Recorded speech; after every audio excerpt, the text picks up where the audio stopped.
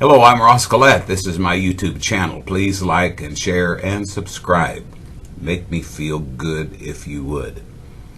Well, I'm going to show you something today that is really almost unbelievable that I still have it in my possession.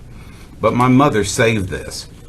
This right here in this plastic wrapper is the prayer cloth.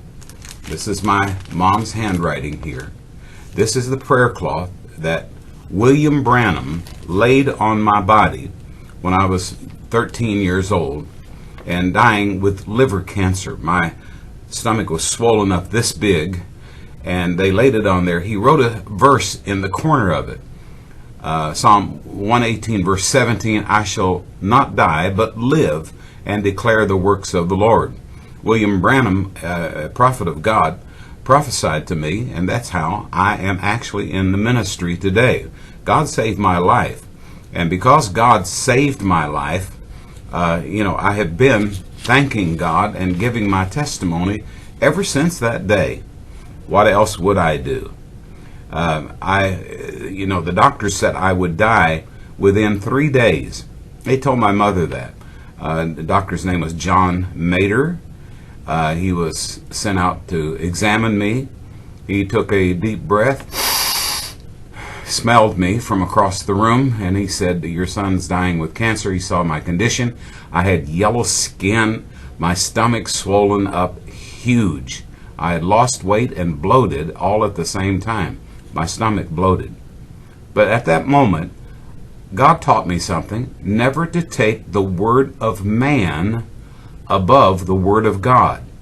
If you do, if you start taking the word of man above the word of God, then you're actually a servant of man and not a servant of God.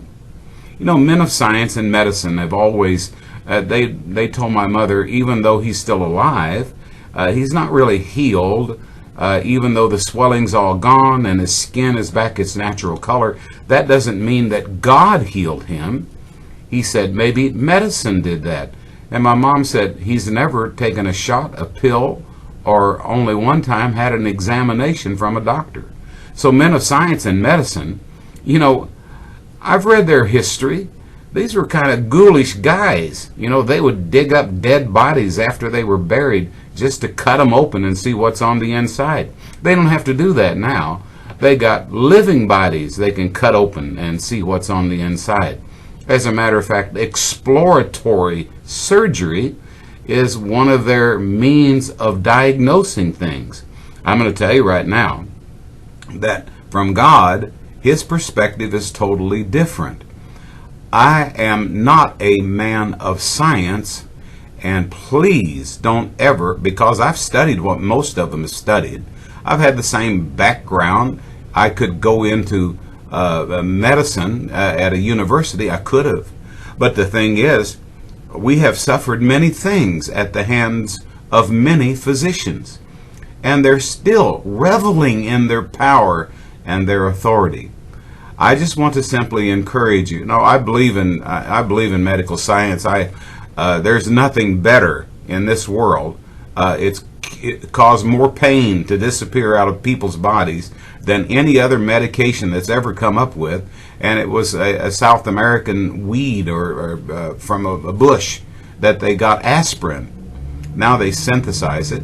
But aspirin has been a great pain reliever. You get a headache, take an aspirin. Call me in the morning. But there's nothing wrong with that. But when they start usurping the power that God has, they predict deaths. You're going to die if you don't do this. They have scared the living daylights out of people for years, and they're getting away with it. I only want to ask you a question. Why would you listen to man and ignore what God says? Simple things like, I am the Lord that healeth thee. I shall take all sickness away from the midst of thee. You believe in God. Why wouldn't you believe in God? As long as people think that they're going to get what they want, they trust God. And if it looks like they're not going to get what they want, then they think, well, there's nothing to this. But I'm telling you, hold on to God. Believe in him. You believe in God, believe also in me. Jesus said that. Love you today. Go to my YouTube channels and go to my Facebook channels. I'm around.